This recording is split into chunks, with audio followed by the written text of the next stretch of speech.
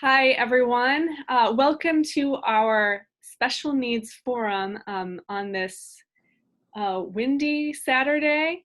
I'm happy to include both Logan Center and the Children's Dispensary are here with me today, and we are going to talk about some services we have in our community for people with special needs, how the pandemic has changed the way that we operate, and what we can continue to do to support those at home who have special needs. And we were already getting started with talking about a lot of the challenges that we're seeing, especially with like disruptions to routines and those kinds of things. So before we get started, I want to have us all go around and introduce ourselves. So I am Kara. Who am I? I'm Kara Polly from the St. Joseph County Public Library. Serving people with disabilities is one of my passions in library service. So we've created ways to accommodate people at the library, but with the COVID-19 right now, it hasn't been as, we've had to take back some stuff that was like more tactile. And what else do you need to know about me? I work right now at the North Liberty Branch Library. And I'll stop there and I'll let Alyssa introduce herself. Hi, everyone. My name is Alyssa Fryer. I'm currently the Assistant Clinical Director of the Indiana sites for the Sonia Ansari Autism Learning Centers for Logan Center. I have worked in autism services for over 5 years, but I've always had a passion for working with individuals with special needs. And I'm a BCBA there, and I oversee caseloads of both early intervention and adolescence. Great. And Beth. Hi, I'm Beth Harsh. I am the Executive Director of Children's Dispensary. We run programs that we call a Place to Be Me programs, and it's a place where individuals with special needs can be themselves without the barriers that they might find in everyday life. And so anyone with any type of disability, developmental, cognitive, physical disabilities are all welcome to join us, and we do programs that are recreational, social, and educational. So. Great, thank you. We're gonna talk today about each one of these organizations. I'm gonna go first and tell everyone about some services we've had at the library. At Francis Branch Library, we have sensory kits that we put together. There are 5 of them, and a lot of the materials in these sensory kits are from Busy Hands of Michiana.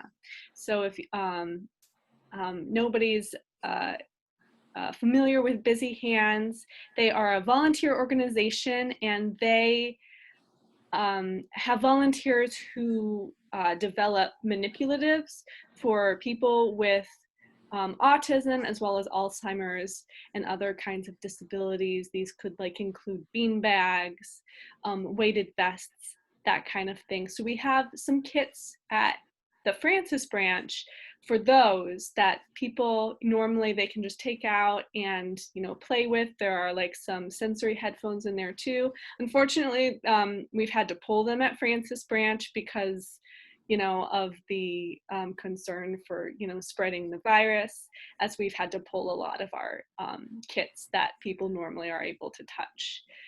At the Center Branch Library, there while we were still having in-person programs, we were also having sensory story times, specifically for kids with special needs. That was a more controlled story time, so not a large story time where we dimmed the lights, and we had more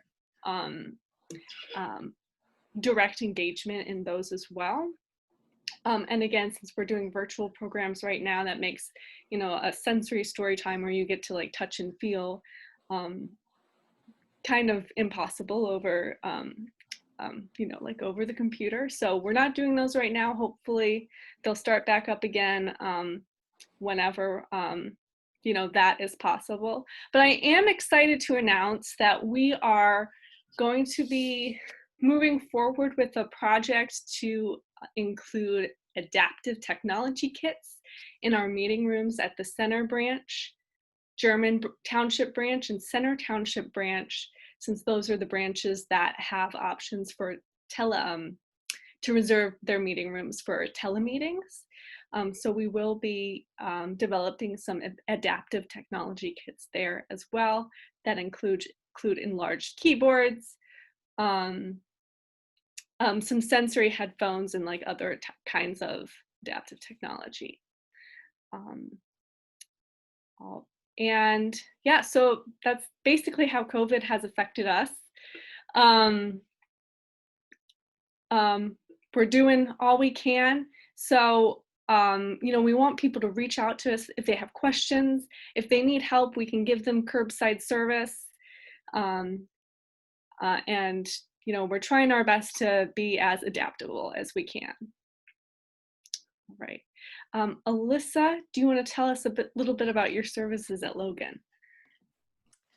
Sure. So I do work on the autism services side. Logan provides a ton of services, not just for individuals with autism, but for individuals with developmental disabilities.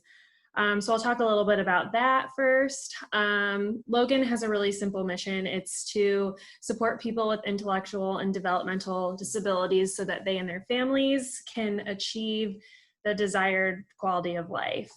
And there's tons of programs for adults. That includes, they have adult day programs, studios, behavior supports, community integration, there's employment services, family supports, there's Logan Industries, protective services, and just a really wide range of residential services too. And most of the services that are offered on the Medicaid waiver are stuff that Logan provides in some capacity. Moving on a little more to like my wheelhouse, which is child and adolescent services. They cover like first steps, recreational services. There's a large number of that. And the department I'm most familiar with, autism services. And so we provide resources and effective autism services to families in Northern Indiana and Southwest Michigan. We do primarily ABA therapy, one-on-one behavioral and educational programs that focus on teaching adaptive behaviors, life skills, language and academic skills. We specialize in problem behavior reduction, working on helping with social skills, and just a lot of other individualized targeted skills that we do at all of our autism centers. We have centers that serve early intervention, specialized program for adolescents, and other age groups just based on location. It depends which one.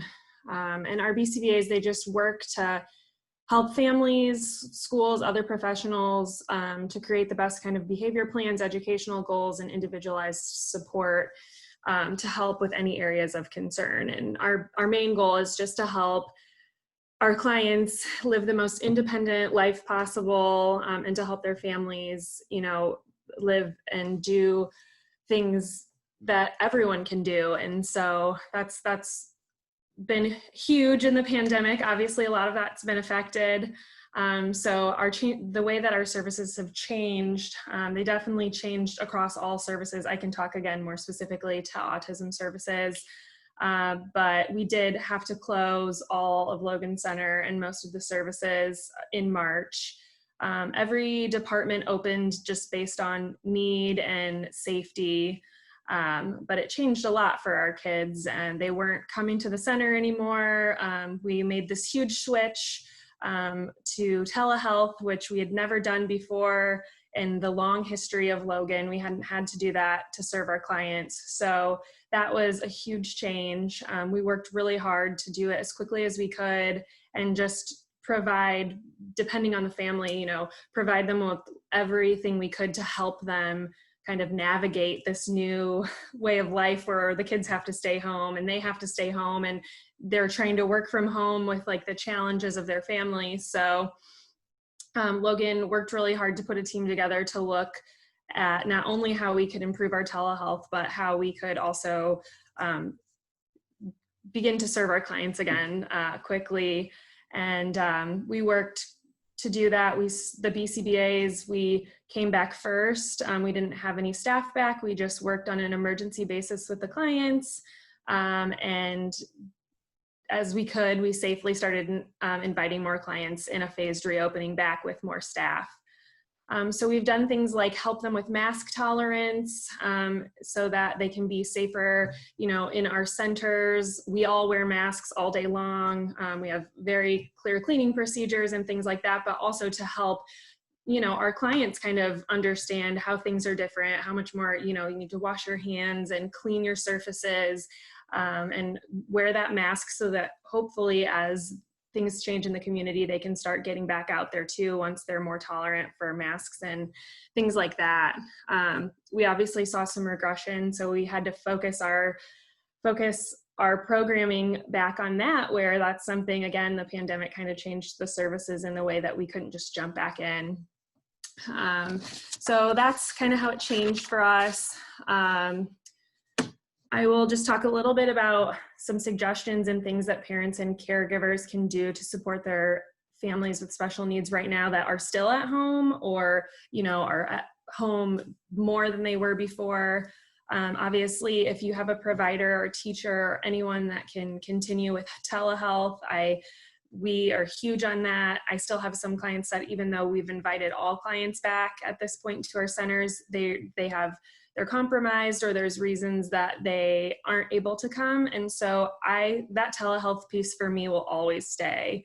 You know, I'll always offer that so that they can have that extra help. So, you know, that's a huge suggestion is just reach out to those people, even if you're not able to access. I know she said that, you know, the library is more than willing to help in ways that they can. So even if it doesn't seem like you're sure what they can offer, just reach out to those people that were important in your client and your family's lives and try to see what they can do over Zoom or virtually. We also really recommend schedules, helping to create new routines at home, new schedules to support clients and family, visual schedules to help understand and follow, you know, what the day is going to look like for them. A lot of times our center really provides this structure that they're really used to. So trying to recreate that in the home, but in a way that's, you know, works for your family. Doesn't have to be this school schedule structure like we do. We can work with you to help do visual schedules that help support routine and communication needs, things like that. So the mask tolerance, it's something we've helped some of our families with because although they're not back in the center, they work on the mask at home so they can do a few of those things in the community. So that's another big suggestion that I have. Just building in extra time for physical activity, trying to get outside, do things that will still give them some social interaction so that, you know, when the time comes and start to kind of look like they used to, that's not a huge area of regression. And finally, there's some great resources online. This is one of them. I'm so glad. Thank you so much for setting up this forum. I think it's really awesome that families have something that, you know, they can see and just suggestions that they can go to and see how much the library is still doing. That's really great. The Autism Certification Center, the ACC and Autism Speaks, they've teamed up to provide like 30 plus hours of some really good learning resources for things for families to do at home.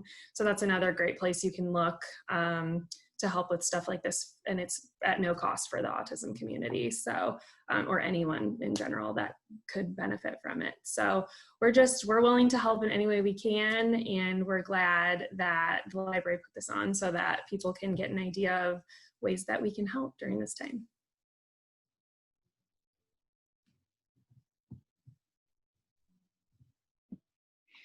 I always forget to unmute myself. Thank you so much, Alyssa. That was a lot of really great information. I feel like the mask issues for all of us are a huge challenge in so many different ways. So Beth, do you want to tell us a little bit about the children's dispensary? I would love to. If you don't mind, give me a moment. I will pull up a little PowerPoint to walk us through. All right, can you see the PowerPoint okay? All right. So Children's Dispensary has been around actually 111 years now. So I'll talk a little bit about its history just briefly and then get into all the other great things. But our mission statement is to enhance the learning and enrich the lives of individuals with special needs. We want to be the place where everyone can be themselves, and we like to work on friendships, we like to work on social skills and life skills, and building up each individual's self-esteem is very important to us. We've been around, like I said, since 1909, so there's been many iterations of what we have done. We started out in 1909, Dr. Hansel realized that babies and children were dying from malnutrition, so he started handing out milk to families. He quickly realized that they needed medical care, so we became a clinic, so we dispensed medicines as well as milk, thus the name Children's Dispensary. In the 20s, we were a full-fledged children's hospital, and we were the children's hospital in the area until 1966 when local hospitals did take over children's services in 66. So in 66, we started working with individuals with special needs. We were always focused on the underserved in the community. So this was just, kind of a refocus to a different group of the underserved. And so we started working with children with physical disabilities at first, and now we work anyone with any disability, cognitive, physical, any disability. You're welcome to join us. You can come as early as 5 years old, and we do not age out. So if once you're in our programs, you are welcome to stay in our programs until you're 40, 50, or 60, whatever works for you. Our oldest client is probably almost 60. But if our programs are relevant and helpful to you, you're welcome to stay. And our programs are part recreational, part educational, part just social, just having fun. So there's a little bit of everything, and we'll talk about that a little bit more. Usually in a typical year, a non-pandemic year, we would have after-school programs on a couple days a week, and we would have a summer day camp. And hopefully we'll get back to those activities next year. But that's kind of typical programs. We would also hold lots of parties and dances and family events, and just have all kinds of fun with our friends. We like to build friendships. But what we're doing right now, because of the pandemic, is virtual programs. So quickly in March, we launched virtual programs. And our kiddos have been doing virtual programs since March. So our core program is our Place at Home virtual programs, where we are doing cooking classes. You'll see Chef Gwen is teaching us how to cook in the top corner. We will do crafts, we'll play games online, we'll have dance parties, just all kinds of fun that we can do together online. But we've also increased kind of a couple areas that we didn't focus on before. One is tutoring. We found that parents were really struggling with their kids in school and them trying to work.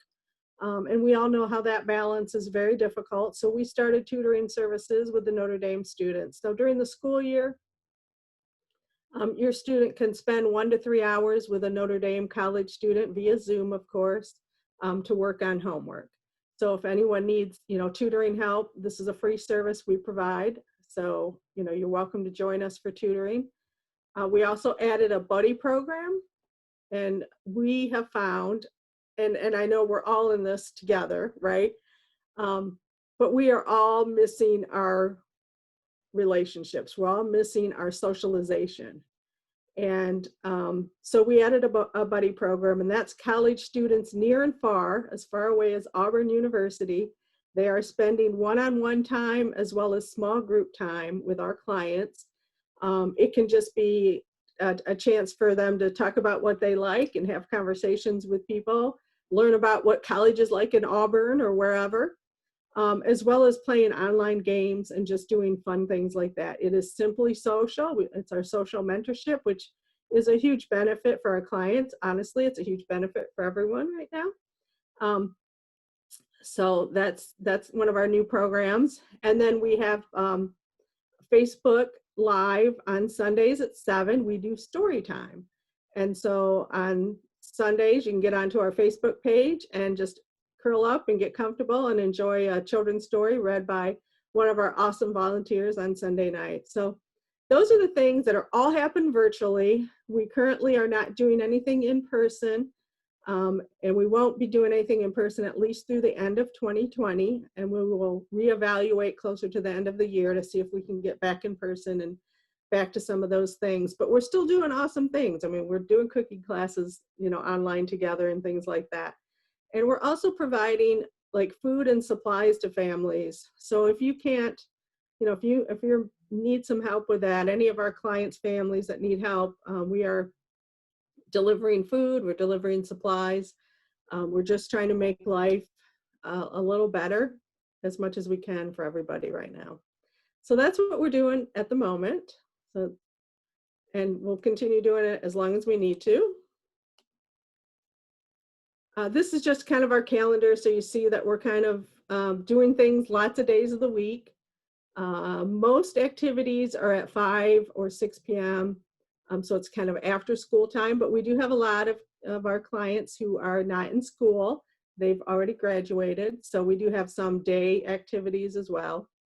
And then we're doing kind of a reverse trick or treat for Halloween. So we will bring Halloween goodies to our families, and our families range anywhere from Argus, Indiana to up in Michigan. You're welcome to, be a part of us wherever you are, and especially virtually, anybody can really join anywhere across the country, to be honest. Although I don't think we'll build a hand deliver anything on Halloween if you live in California. And then we do have like a holiday party planned in December, and Santa will be visiting. So we just have, some fun things, some educational things, and just hopefully something for everyone. So that's our calendar. And one of the typical benefits, aside from the awesome programs that we provide for our clients, is we're typically also an opportunity for the families to get respite care. So unfortunately, that's not a piece we can provide as much right now.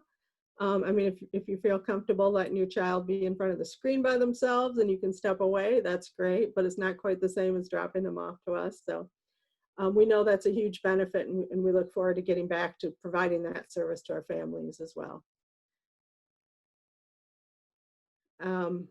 So one of the quick things, like some of our parents love us.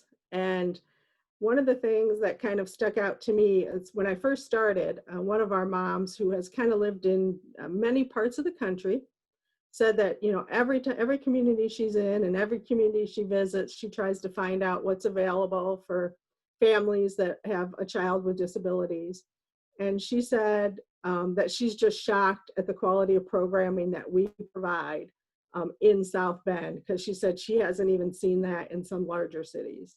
And so I always like to tout that, we're doing awesome things. It's really, our passion is to provide excellent programming for our clients and families. And we won't, we're not happy until everything's most excellent. So if anyone wants to connect with us, our registration form as well as our calendar is on our website. And you can also email us for more information. We are a private pay, but we also have a lot of financial aid. So don't let private pay scare you away. Most of our families are on financial aid, and that's funded by grants and donations from corporations and individuals. So while we are private pay, it's a small fee anyway, but it's also possible for your families to get financial aid. So we don't want anyone to think that they should not get involved with us, because we will certainly take care of you. That being said, of course, you know, from a fundraising standpoint, we are doing a shop on our website. So anytime anyone shops through our website, we get 20 to 25% of the sales. And we're also holding a Black Tie Non event in November. So those are some of the things coming up.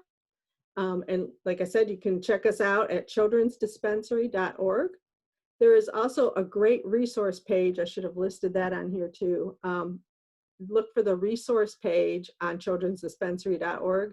And it's got all kinds of fun activities that you can do at home, as well as some resources, everything from COVID testing information to mental health information, as well as great activities and educational type information from the schools. So definitely check out our resource page as well. And I just want to say thank you so much for allowing us to speak today. And we would love to see your kids involved with us, even if it's just occasionally. You can come, you know, once, twice a month, every day a month that we're doing something. You can do just tutoring, just buddy program, whatever works for your family. So we welcome everyone. Thank you so much.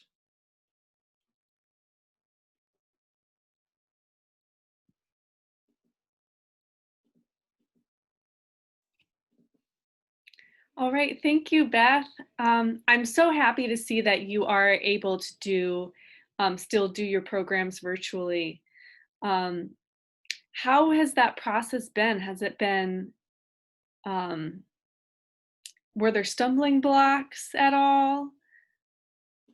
It wasn't difficult to get it up and running virtually. The hardest part is it's hard for some of our clients to connect through the screen.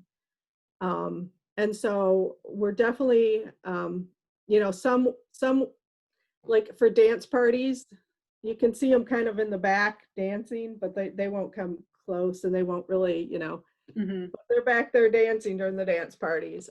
So it's a little harder to connect, as you can imagine. But we are ecstatic to see as many faces as we do. The crafts always bring so many clients, love all the crafts. Right. The dance parties are typically pretty popular. The cooking's always very popular. So, you know, it's been good. It's, you know, it's the best we can do. And so we're happy with that. It's not as good as being in person, but it's been good. Yeah, I feel like for all of us, losing that in-person element has been one of the most difficult things. Yeah, for sure. Alyssa, what about you? How has like losing that in-person element kind of like impacted, you know, what you do, or have you had any like frustrations or like stumbling blocks with that? Yeah, I mean, obviously for that portion of time that we were closed entirely, it was extremely hard, especially with some of our kids who had more problem behavior. It was hard for us to kind of program for that and help the family without physically being there and being able to help them. Although we did a phased reopening, it took a long time to see all of our clients. So it was like some were, you know, a lot faster, but other ones, it was months and months before we were able to get them back in the center. So we struggled with that over time for sure. And I mean, technology itself is really hard, right? Like some people are able to do it really quickly and it's more of a challenge for others.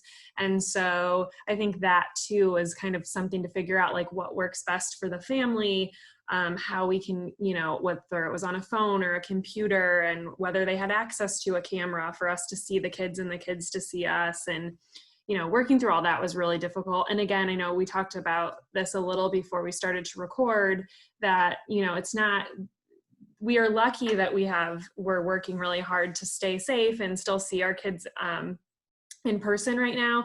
But a lot of those other programs that I mentioned at first that I don't directly work with, but that Logan Center provides, they're not all back, and they can't be because of the pandemic. So, there's still families that really are struggling to find those things. So I'm also really glad that, Beth told us about all those things that they're doing. I wasn't necessarily aware of all those, and that's something I'll definitely share with my families, because I think those community things and those different like sort of extracurriculars and tutoring and all of that, like it's hard to know where it's available and where to find it. And so I think that that's really great, and we'll try to continue to do stuff like that too. Yeah, I think the tutoring and the buddy program really have been a blessing to so many families, because they just, they're running out of time. We only have so much time in the day. And so for us to be able to relieve some of that. So yeah, please share that with anyone you think can benefit. Yeah, for sure. I think for everyone, the virtual school aspect has been really difficult. And we're trying to figure out how to meet, schools and parents, where they need to be. I'll put in a little plug here. The library, we also have databasetutor.com.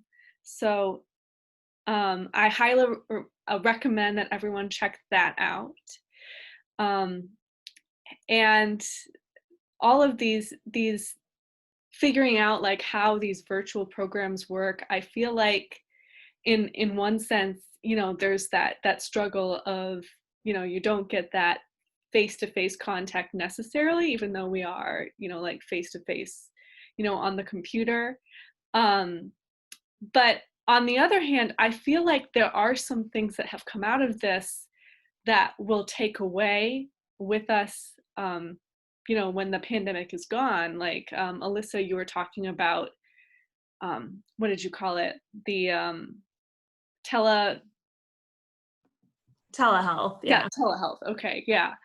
And I feel like, like curbside service here at the library has been a blessing. Is there anything else that you guys can think of that you feel like, has been positive that has come out of this? I mean, I'll say that I think, of course, this has presented challenges we could have never imagined. But I think that some of the people I've worked with have found new ways to do things at home during this time that they probably wouldn't have had the opportunity to do before. I mean, we were doing our best to serve our clients, and parents were working and all of these things, and things changed, and I think it brought people closer, and it definitely helped with us providing that telehealth. We don't always get an opportunity to help program and change, some of the ways that life can be easier at home.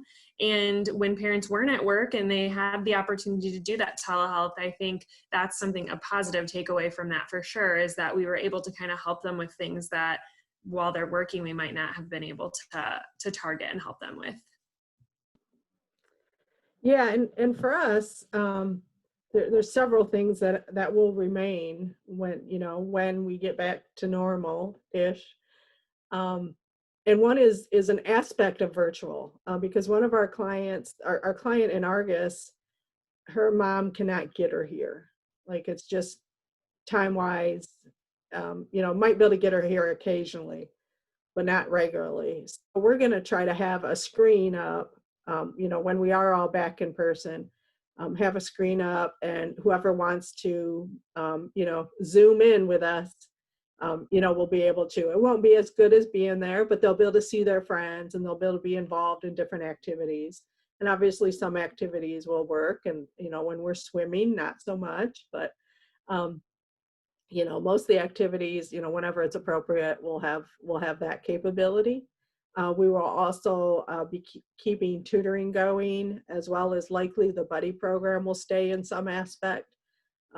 Because even when we're in person, I know a lot of our clients could use the additional one-on-one and or small group time with individuals to work on their social mentorship skills. So I see many of those staying around with us, maybe less for some of them, but I see them staying around. So that's the silver lining for us. Thank you. Yeah. Those are really, I'm glad to hear about that. How about, let's see how much time we have left. Yeah, we have about 15 minutes left. So I, thought we could continue sort of like this Q&A. So if you guys have questions you'd like to ask, please feel free to go ahead. How about, let's talk about masks a little bit. What are some challenges that we've seen with masks in, I guess, our day-to-day service? I mean, I can start if you want me to. I mean, obviously the staff and everyone were willing and are still wearing masks because we'll do whatever we can to create a safe environment for our clients. But as many people that work with individuals with disabilities can imagine, it's very hard to present that to children or adolescents or adults that aren't used to that. It's not part of their routine. It's not something they've ever had to do. And so we just worked on, some tolerance programs to really help them finding ways to have an awesome pattern that they really like. So it's a little more fun to wear. Or, we had some clients who were able to tolerate it right away and some clients who couldn't have it on for more than 2 seconds. And so we just, we worked on it, and it's still a challenge for some and some are doing better. But I think, to understand that right now, we just don't know when the community is going to change, like the regulations and the guidelines. It's something that is just going to help them. So we're going to try to continue just to help them tolerate that, even if they don't wear it, that much. If we can get them to wear it for a duration or a period of time that would help them if they have to go to the doctor or they have to go somewhere else. It doesn't mean just so they can go, to dinner or somewhere in the community. I mean, that stuff is very important too. Eventually to the library, because a lot of them really love to go to the library when it's time that they can kind of hang out there again. But just for other really functional things, like I said, like the doctor, the dentist, needing to go somewhere, like their parents have to take them to the grocery store because they can't access those respite services or other things right now that they used to. And so just helping out with that. And it's definitely been a challenge. It's been a journey because it's not something that I ever planned to program for before this pandemic. But we've seen a lot of success with it. And so I'm really happy with that. I'm really happy that's something that we've been able to kind of put into our repertoire of services that we're offering and helping out with. Right. Yeah, our families have found that they need to do, like they had to start with a few minutes in the mask, so you start with 5 or 10 and you kind of add increments. But a lot of our families are not taking their children out right now. So. Yeah. It's different for everyone. And speaking to that sort of like idea of like building up, I feel like even like when I went back to work, in the beginning it was so hard to wear it like for a full day, but now it's a lot easier because I'm used to doing it. So that's kind of like a great takeaway. And we do miss seeing, all of your clients in our libraries. We used to have lots of group homes who would come and just hang out. And right now we're just grab and go. But we do have that curbside service for anyone who doesn't want to come in. If anyone is near the Center Township branch, they actually have a drive-through window, so you don't even have. Yes, I used that. It's pretty great. I didn't realize there was a window there until I went to pick up, and I was like, nice. I know. It's so that's one of the really nice things about Center Branch is that you don't even have to like call. You can just drive up to the window and there's someone there to get your books for you. And we have, you can call us if you need like us to make, like a pile of books for you. We have these grab and go forms that you can fill out. So even though we can't have people in the library for a long time, we do want to find ways to still engage with people because that's kind of like, it's what we do. So, yeah, let's see. Any other challenges? I feel like people with, not being able to do that in-person service and the masks have been one of the biggest issues um, for all of us who, want to engage with our clientele. Anything else? Any other challenges that you guys have had?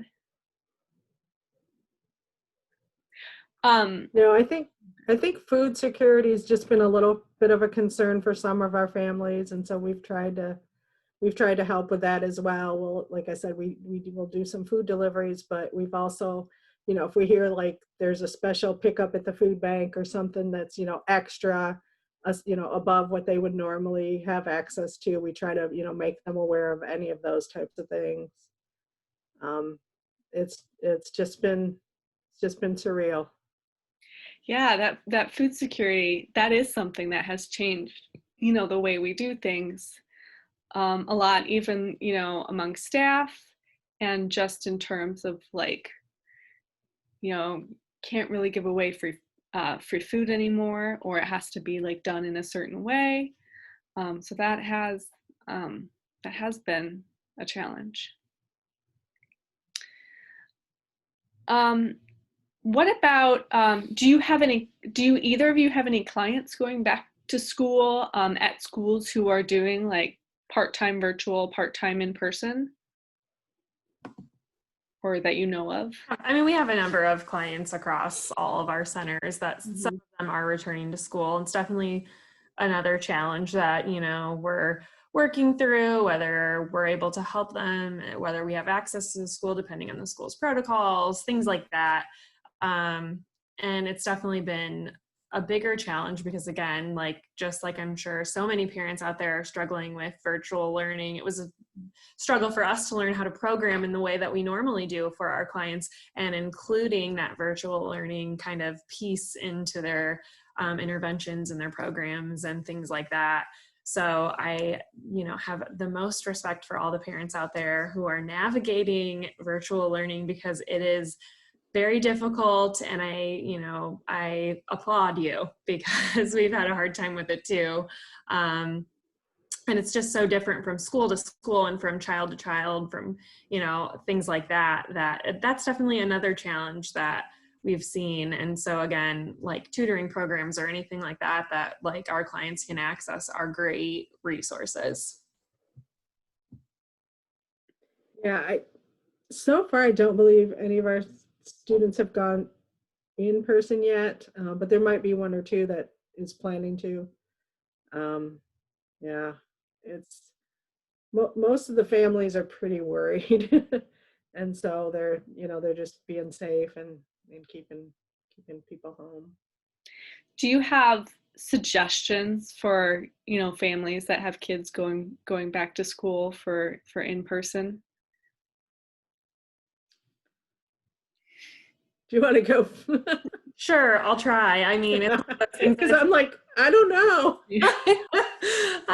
I mean, just as someone who has returned to work to provide service for children with a group of staff and things like that, just following whatever the organization's protocols are, really respecting that those organizations are trying their very best to be as safe as possible for the staff, for the clients, for the families, and, trying to trust that they're doing their best, but it's a very hard time to navigate this stuff, and things happen, and it's just knowing as you go that you can make that choice for your family, and there's not a wrong or right choice. You have to do whatever you feel like fits your family, and know that the people that are there with your kids are doing their best to support you and help them too. Yeah, and I just think families need to remember that there's no judgment here. Like, whatever you're comfortable doing is okay. And if that means staying home, that's okay. And if it means sending your child to school, that's okay. But you have to do what's comfortable for you, because we don't really have any black and white, definite right and wrong things to do. We're all learning this together. Um, And we're trying to be as safe as we can, of course. But, if your child can't wear a mask all day, you know, then that's something to consider, like how safe do you feel? So, and I don't know that schools even let you if you can't keep a mask on. So it's just hard. Yep. It's a difficult time. Yeah. Well, thank you. I thought I had something else. I thought I had something else. We'll think of something when we close. Any we have about like 7 minutes remaining. Do either of you have any last thoughts you want to make? Beth, I think you were the one who said that you had like those testimonials, and there was someone you said about how like South Bend itself has like so many great resources for people with disabilities than even are in some cities. And I definitely agree with that, which is one reason why I wanted to hold this forum. We have a lot of really great organizations who work with people with disabilities just beyond who's here today. Yeah, I mean, in addition to Children's Dispensary and Logan Center, who's here today, Reigns of Life and Hannah and Friends are the two that come to mind quickest. Greenbridge Growers, there's just so many great organizations in our community doing things for individuals with special needs that, I would encourage families to find the right fit for themselves and to get plugged in. Because there are great resources, and we are here to serve you. We want to serve you. We want to serve your child. We want to serve your family. And so find what fits for you. And if there's a list that you can keep on the library website that's specific to this, that would be awesome, because there are a lot of great resources. Yeah, I would love for, any organizations who might be tuning into this to reach out to me. You can do it through a library form and that'll get to me, or yeah, if you can just like call the library, ask for Cara Polly, they'll send you to me. And I would love to hear from more organizations about, their services and how the library can get the word out there too. Yeah, and just to kind of piggyback off what she was saying, I think the more access that parents and families can get to resources, the better.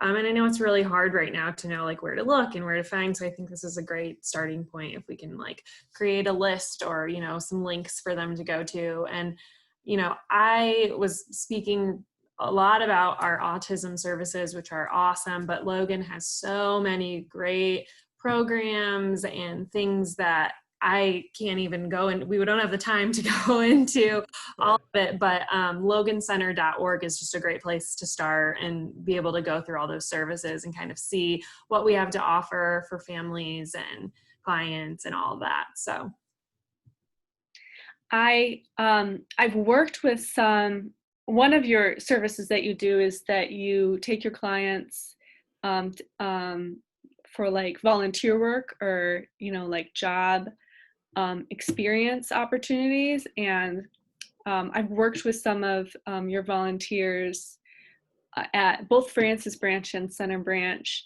And that was one of, I always enjoyed doing that.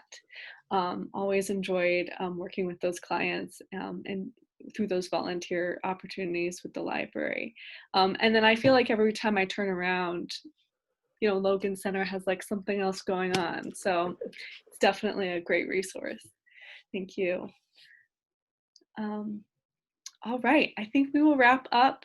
Again, thank you both so much for joining us today and having this conversation. I'm so glad that the three of us could get together just to sort of like talk about our services and what's available for people with disabilities in this community.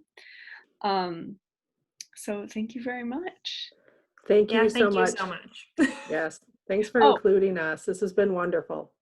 Before you go, I forgot to mention that I do have a handout that I'll email you both about. It has, Beth, your calendar in it, and then I Okay. also have a brochure from Busy Hands.